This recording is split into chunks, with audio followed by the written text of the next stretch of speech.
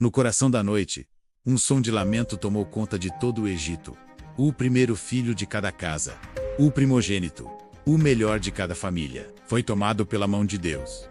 Deus havia falado, e seu juízo desceria sobre a terra do Nilo. Mas ele também preparava um caminho de redenção para o seu povo. Neste episódio, você vai conhecer a última praga, aquela que tocaria cada coração egípcio e traria o fim da escravidão para Israel. A morte dos primogênitos e a primeira Páscoa, o sangue do Cordeiro, um sinal de salvação. Moisés, com sua face marcada pela longa jornada de fé e confronto, chega à congregação do povo de Israel. Eles estavam tensos, aguardando o que viria a seguir. A liberdade estava próxima, mas antes, Deus exigia um ato de fé. Ele instrui Moisés a falar com os anciãos e líderes. No 14º dia deste mês, tomai um cordeiro sem defeito, um macho de 1 ano, e imolai-o à noite. E tomai do sangue e o colocai nas 2 ombreiras, e na verga da porta. Era um comando específico, um ritual de proteção. O sangue do cordeiro seria o escudo contra a destruição que viria. O povo de Israel deveria preparar a carne assada no fogo para a refeição, com pães ázimos, sem fermento, e ervas amargas, um símbolo da pressa, do desapego da vida de escravidão que estavam deixando para trás.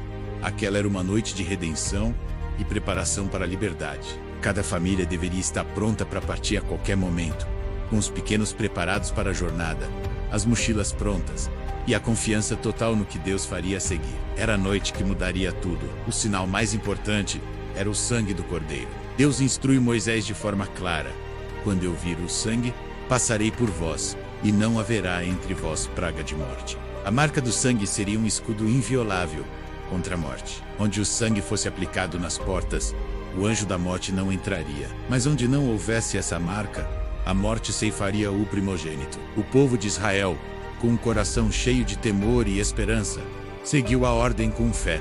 Eles sabiam que, sem a intervenção divina, não teriam outra chance de escapar da tirania do faraó. O sangue do cordeiro simbolizava a salvação e a proteção que só Deus poderia oferecer. Cada família, unida, realizou o sacrifício, pintando suas portas e se preparando para o momento em que Deus passaria sobre a terra. A obediência deles era a prova de sua confiança na promessa de libertação. Eles não entendiam tudo, mas criam. E naquela noite, a fé seria a diferença entre a vida e a morte. E então, à meia-noite, um silêncio mortal foi quebrado por um grito que ecoou por todo o Egito.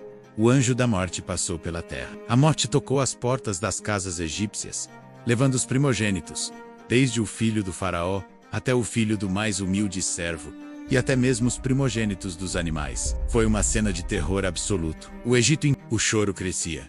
Uma onda de desespero que engolia a nação mais poderosa do mundo. Mas nas casas dos israelitas, onde o sangue estava aplicado, havia paz, havia salvação. Deus não permitiu que a morte tocasse aqueles que obedeceram e confiaram, aqueles que tinham a marca do sangue do Cordeiro. No Egito, não havia lugar seguro, nem mesmo o palácio do faraó, o próprio Deus na terra para os egípcios, pôde proteger seu filho. O herdeiro do trono caiu sem defesa diante do poder do Deus de Israel. A praga final havia cumprido seu propósito terrível, quebrando o orgulho do Egito de uma vez por todas. O faraó, ao ouvir o choro e a lamentação em todo o Egito, sentiu a perda mais profunda de sua vida, a morte de seu próprio filho, o primogênito, seu herdeiro. O coração endurecido do rei finalmente se quebrou. Em desespero, ele correu até Moisés e Arão no meio da noite, quase implorando: levantai-vos, saí do meio do meu povo, ide, levai o povo de Israel,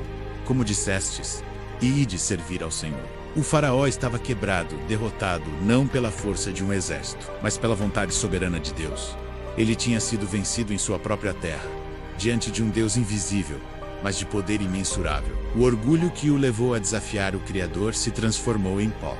E com isso, Moisés e o povo de Israel finalmente se preparavam para partir, para deixar para trás 400 anos de cativeiro e dor. A liberdade, tão sonhada, estava agora a poucos passos de distância. Com o faraó finalmente cedendo, o povo de Israel se preparou para a partida final. Eles seguiram as ordens que Deus havia dado por meio de Moisés: comer apressadamente a carne do cordeiro, com pães ázimos e ervas amargas, porque aquela era a Páscoa do Senhor, a passagem da morte para a vida, da escravidão para a liberdade. O povo de Israel deixou suas casas, suas vidas de servidão, e marchou para fora do Egito. Em uma única noite, a nação egípcia perdeu a força que mantinha seu sistema de escravidão. Os filhos de Deus, agora protegido pelo sangue e guiado por uma coluna de nuvem e de fogo, caminhava em direção à liberdade prometida. A Páscoa foi instituída ali, naquele momento, como um memorial eterno da salvação de Deus. Cada ano, o povo de Israel celebraria a passagem da escravidão para a liberdade, lembrando o poder e a misericórdia de seu Deus. E para que essa noite jamais fosse esquecida, Deus, em sua sabedoria, instruiu Moisés a estabelecer um estatuto eterno. Cada geração de israelitas deveria celebrar a Páscoa, lembrando da libertação do Egito, do sacrifício do Cordeiro e do sangue que trouxe salvação. E será para vós um estatuto perpétuo, para que o celebrem desde a geração de vossos filhos, até vossa posteridade. A Páscoa seria um marco na história, não apenas para Israel, mas para todos que no futuro aceitassem a redenção oferecida por Deus. O povo de Israel, agora livre, caminhava em direção à terra prometida. Mas a história deles estava apenas começando.